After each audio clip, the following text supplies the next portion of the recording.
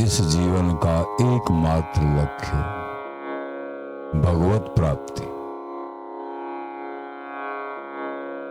अगर हरि प्राप्ति अथवा हरि के चरणों में अनुराग नहीं हुआ तो जीवन व्यर्थ हो दिया। और ये अनुराग, ये भाव, निष्ठा, दृढ़ता, नाम जप, श्री हरि का स्वरूप ज्ञान, अपना स्वरूप ज्ञान, ये गुरु परंपरा के माध्यम से, गुरु कृपा के माध्यम से, संत कृपा के माध्यम से होता है। अहंकार काम नहीं करता है। अहम भाव को नष्ट करते हुए सत्संग की कृपा से, गुरुजनन की कृपा से एकमात्र इस जीवन में ये लक्ष्य है कि मुझे प्रभु की प्राप्ति चाहिए। तो उस साधक की फिर पहचान है कि उसको यहाँ के किसी सुख से सुख नहीं मिलता है और दुख से दुख भी नहीं होता है। ये केवल भ्रम है।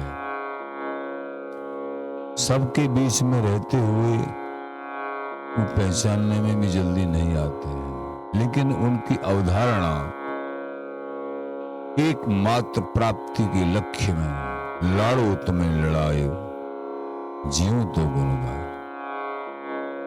हे लाड़ो, हे लाडली जो, आपको लाड़ लड़ा के जीवन स्वीकार करो, यही उनका उद्देश्य होता है।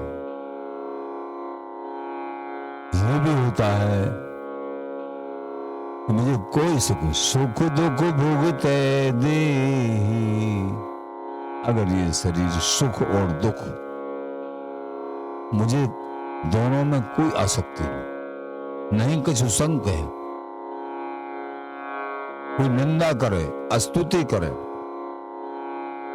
राजा कहे, गरीब कहे, चाहे मैं गरीब रहूं चाहे राजा, मुझे दोनों स्थितियों में कुछ नहीं, मेरा कोई लगाव नहीं। एकमात्र देव दया कर दान न भूलो कील को। हे लाडली जो, हे रसिक राजू, बस ये दान में दे दो। कभी भी मैं आपकी ये महामहिम, अनिर्वचनीय, सर्वदुर्लभ, महागूढ़ात गूढ़ ये केली है, प्रेम है आपका, इसमें मेरा मन सदा सदा निमग्न रहे, ये मुझे दान में दे दो। देव दया कर दान न भूलों कील को। भगवत बलित तमाल बिलोकों बेलिकों।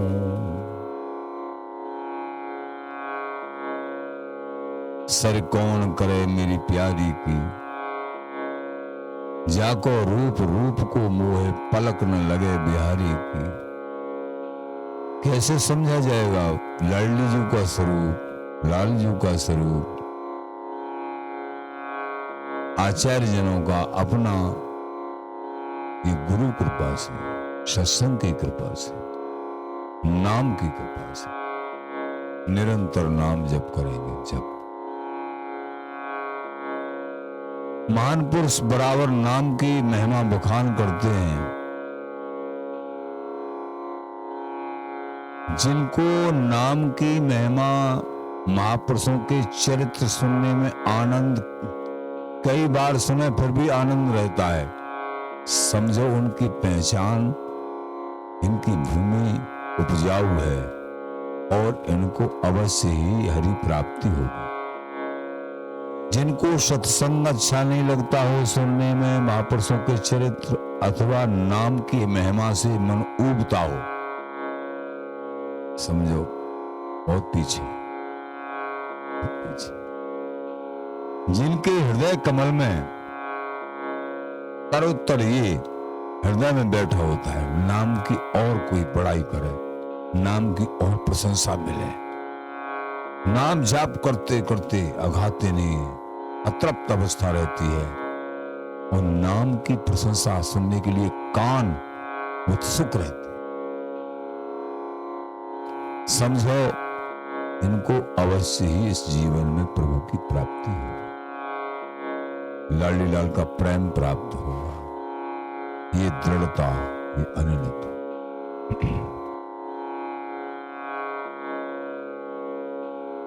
जिनके जीवन में प्रभु की मिलने की गर्ज है, उनकी प्रत्येक क्रिया कहीं स्वार्थ में नहीं होती, निस्वार्थ, निष्काम, कहीं स्वार्थ।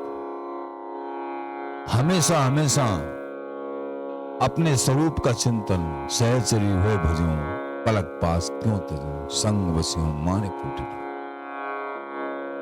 और श्री गुरुदेव के चरणों में अगाध निष्ठा, यहां से ही परमार्थ शुरू होता है। प्रिया प्रीतम में निष्ठा कितनी, कैसे माने? गुरुदेव जी के चरणों में निष्ठा का पैमाना है। आचार्य चरण कहते हैं इस बात। प्रेमी जनों, अनेक जन्म बीत गए, अब के काम बना लो। संसार के सुखों को चाहते हैं, जीव का स्वभाव है, लेकिन बड़े कहते हैं कि जितने तुम सुख को चाह रहे हैं, तुमको जो मिलना था तुम्हारी जरूरत के अनुसार, वो तो प्रभु ने दे ही दिया अपने आप। और भी नाना प्रकार की कामनाएं हैं, उससे बहुत गुना तुमको पहले मिल चुका है भाई, अनेक जन्म हो गए, लेकिन तुम उनसे तृप्त कहां हुए? नहीं हुए।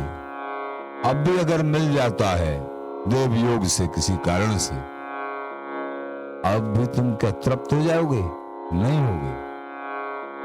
तीनों लोक भोग जो करई, इन विषयन सो पेट न भरई। इन विषयों से पेट नहीं भरेगा। तीनों लोगों की भोग सामग्री केवल एक के लिए ही दे दी जाए, फिर भी वो तृप्त नहीं होगा, भूखा का भूखा ही बना रहेगा। कैसे तृप्त होंगे?